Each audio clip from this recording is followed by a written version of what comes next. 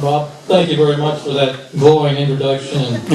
And, I'm glad that I have put in enough effort now to gain your respect.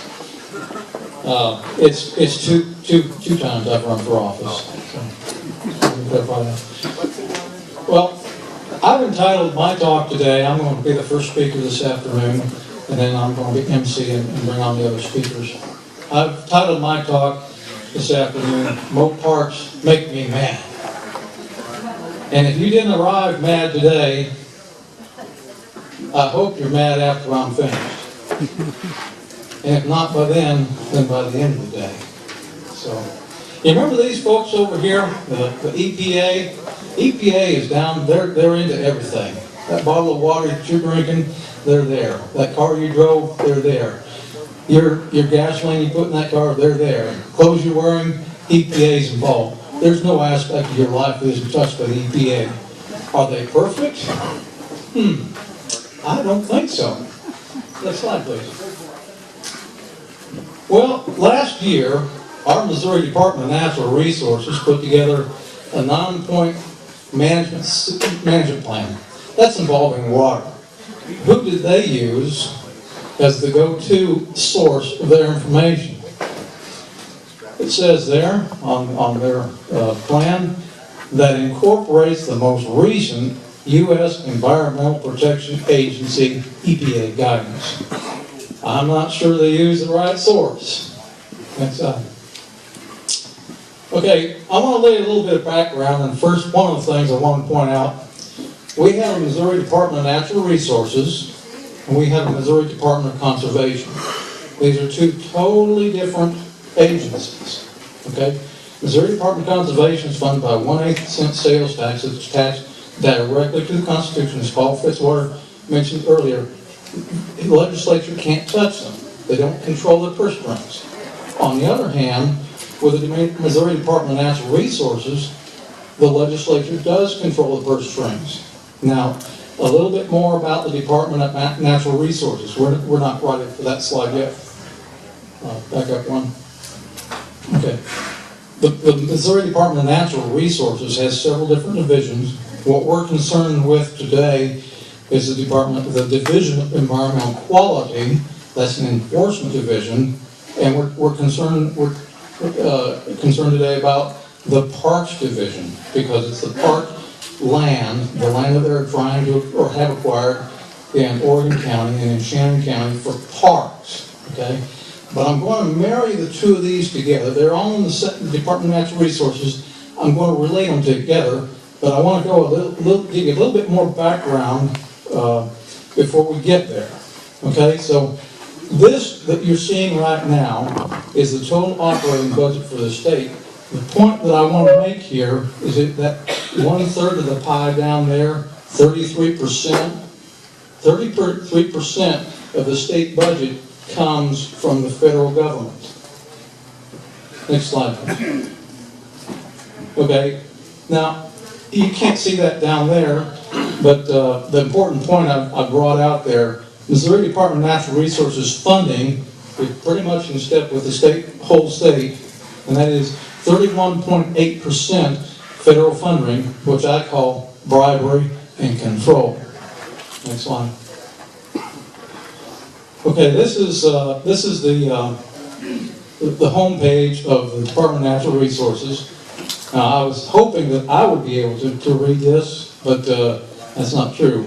I can't even read. What I'm trying to get to is the mission and the vision for Missouri that the Department of Natural Resources has. Basically, what it says is that their mission is to provide clean water and clean environment, make sure that all of our environmental resources are kept pure and clean for us. Next slide. Okay. So again, this goes down into the Department of Natural Resources website and shows you this. We're talking about now the Department of Environmental Quality, and it says right there, enforcement. That's their deal. Okay. Next slide.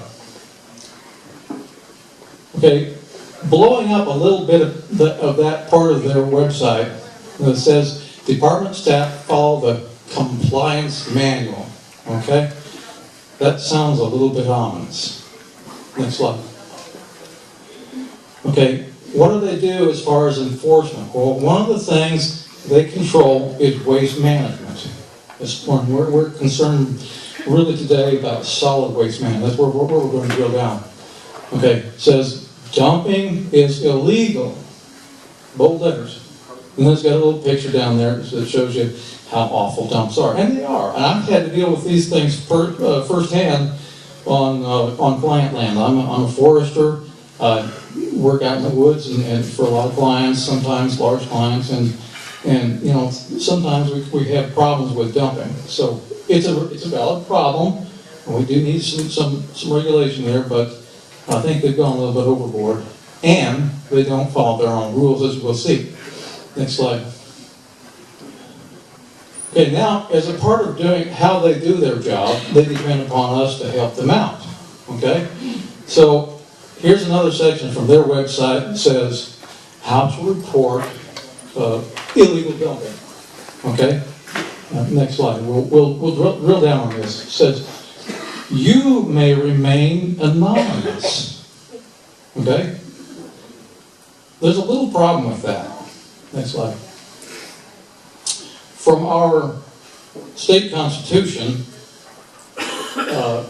in the Bill of Rights, section 18, rights of the accused in criminal prosecutions, it says that the accused shall have the right to, amongst other things, meet the witnesses against him face to face. Now, that is also in the United States Constitution. You have the right to face your accusers face to face. Let me kind of bring in the Department of Conservation on this a little bit now too, in that if you go to their Operation Game Thief section on their website, you'll see similar verbiage. It says on Operation Game Thief, if you even suspect that your neighbor may have violated the wildlife code, you may call Operation Game Thief anonymously. And I've got some personal experiences with that too, because I've got some land that I lease on behalf of my clients, and one day the lessee sends me a picture and he says, what are the wildlife wardens doing out on our lease land? I don't know. So I investigated it and found out there had been an anonymous call. The anonymous call had said, well, there's somebody out there baiting turkeys. Yes. Problem is, it was still legal to have your bait out. So what were they doing out there? Okay. Next slide. Okay, now we're getting into the solid waste portion of the Environmental Quality Division's duties. I wanted to bring that, and now I'm going to drill down in that. Next slide, please. Solid waste, it says section 2060.24, Missouri Solid Waste Management Law allows for the assessment of penalties up to $1,000 per day or each part thereof. Doesn't have to be a whole day. Excuse me. And I personally know somebody down there where I come from in Wayne County who was taking some construction materials, and he was taking it out on his property and dumping it there. And he was fine. He was penalized. Next slide, please. Okay, enforcement and illegal dumping video surveillance. This is one of the ways that they do their job. Next slide. It says, and this is from that particular section there. It says, litter is both an eyesore and health hazard and provides a home for pests to serve. I'm bringing up, there we go. I can't read all that, but as a result of trash litter, whether you refer to it as trash, litter, garbage, solid waste, this is important here, cannot be dumped onto private or public lands. Okay, you can't dump litter, waste, whatever, on private or on public lands, or the waterways of the state of Missouri. Okay, it sounds reasonable. Let's go. Continue. Okay, now I want to bring us to the Parks Division of the Department of Natural Resources. In particular, let's go to Sam Baker Park. Sam Baker Park is about 30 miles south of here. I live very close to Sam Baker Park. Take my grandkids out there. Our family has spent a long time at Sam Baker Park.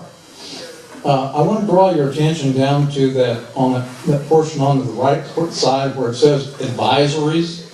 Let's take a closer look at that. That's like, okay, advisories, and it's got a link up there.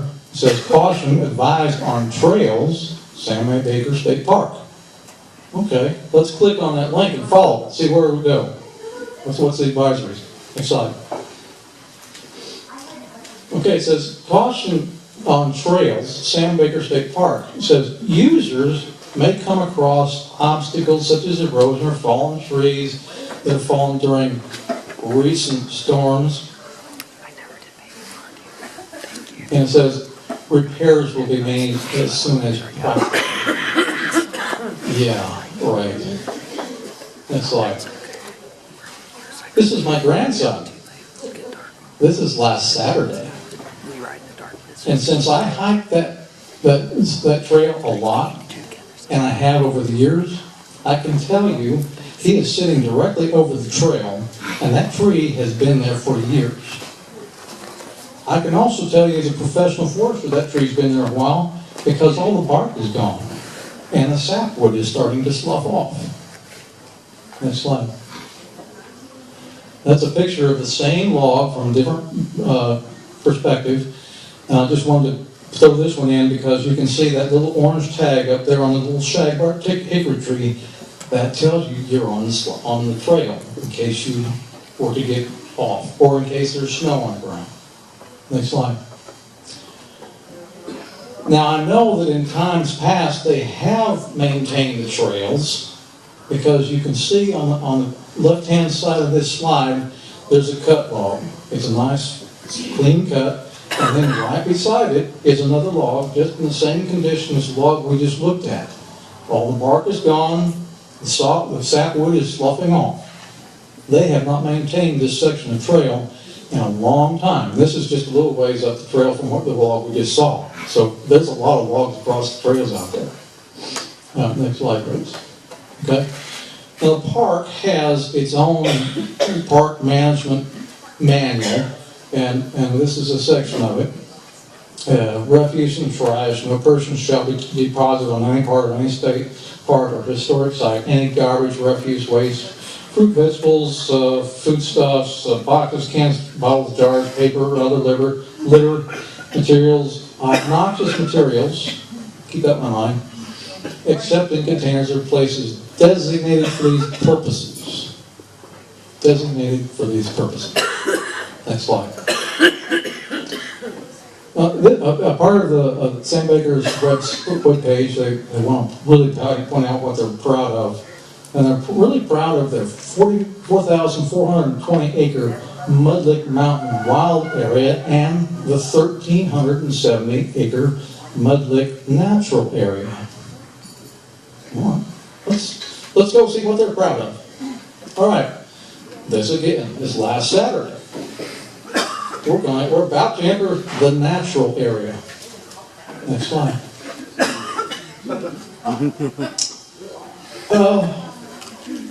That looks like a dump. There's old bathtubs. There's discarded grills. Yeah, it looks like some old posts that probably had creosote or some nasty material in them for preservative. Next slide. Looks like some old concession stands there. Some more posts. Next slide.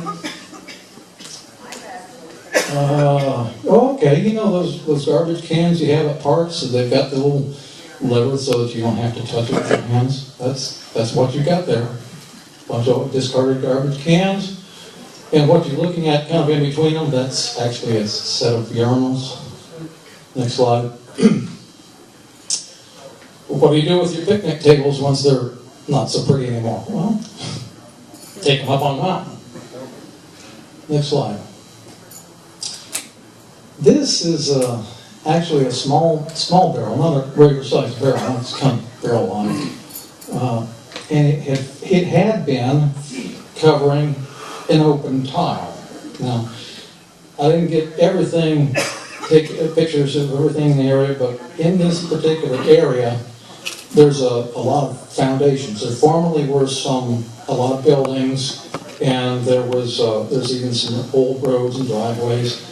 And beside, either in or very close to all these old foundations, there's a lot of these old tiles. We'll get to that. We're going to look at a few more of those a little later. Next slide, please. This is a small barrel-like thing, about yay big, okay, and so wide. You can't see it too good on the screen here, but that's some nasty looking material in there. I don't know what it was to begin with, but it looks like it might be some hazardous material. Next slide. This appears to me to be just very old 5-gallon bucket of tar, or who knows what was in it to begin with. A little bit more information is in this area. There's the old platform for a fire tower, which was at a lower elevation than the one that is currently there, and all these old foundations. Those were it was kind of like a park headquarters there. Okay, so that's what was here. While they were out there dumping the picnic tables and the hazardous material and whatever else they dumped up there, the garbage cans and urinals, I think they had some recreational beverage. Next slide. This is just a bunch of old cans and stuff, formerly contained food and drinks, and there's even some aluminum, corrugated aluminum there. Next slide. Kind of looks like an old chamber pot, I think. Been there a while. Next slide. There we have the platform for an old shower stall. It doesn't look like it's serviceable anymore. Next slide. There's a vent. Looks like a vent pipe to me. Next. I'm not mechanically inclined. Maybe somebody could help me out with that one. It looks like some sort of a burner, maybe something with a boiler or something, but anyway, don't need it anymore. Hold it up on the mountain. What do you do when you don't need the road signs or street signs, or they become, not so pretty anymore? Hold them up on a mountain. Here's another view of all those old urinals and the garbage cans. It's an up-close view, so you can actually see what they are. At some point in time, they decided that they would replace the mattresses in the cabins. So what do you do when you don't need the mattresses? What are you going to do with these old mattresses? Haul them up on a mountain. It looks like an old slide. Next. Some old sinks. Those look like they could be serviceable. Not pretty, but serviceable. I don't think the window's serviceable anymore. Next. And definitely not the old washer. Next. Wheels seen the other day. I don't think I want to put that on my truck. Another shot of my grandson. Now these, it's a kind of, I know that those timbers are treated wood, but they've got sharp corners and edges, as you can see. They don't appear that they have been there a long time. Okay, and just off the side of the screen, I did not get a separate picture of it, but there's a stack of cedar logs, crisscrossed, and the bark is still on them, so it hasn't been there a real long time. And just off the screen on the left-hand side is a power line that runs up to the current fire tower, and it is maintained. So they go right through here every year to maintain it. They see it. They know it's there. There's an old road, a service road, that goes right close to this, close enough that you can see it. So we know that succeeding generations of park superintendents and staff have known this was here and decided to do nothing. Next slide. Some more old grills. Next. And now, let's finish with some of these tiles. There's an open tile, and like I said, they're all over the place up there, either in these old foundations or very near. I kind of think I know what they did with them. Next slide. There's another one. Keep going. Another one. And this one, I'm going to show you the next slide. It isn't going to be very clear, but it's actually looking down inside this one, because I heard something and I looked down in it. The water is running. You can see the water running at the bottom of this right now. I know we've had some rain, some snow, so that's probably why you can see it. But there's water running at the very bottom, just a few feet down, and you can hear the water running. So what would Department of Natural Resources, Environmental Quality, what would they be saying if we had open tiles on our property? Next slide. Okay, this slide shows you the relative location of where that dump is. Next slide. Okay, this is where my slideshow ends. This is your Missouri Department of Natural Resources Parks Division at your service. So we know that they're not maintaining our trails, they're not maintaining their parks. We can see that they're violating their own rules, and now they want more parks.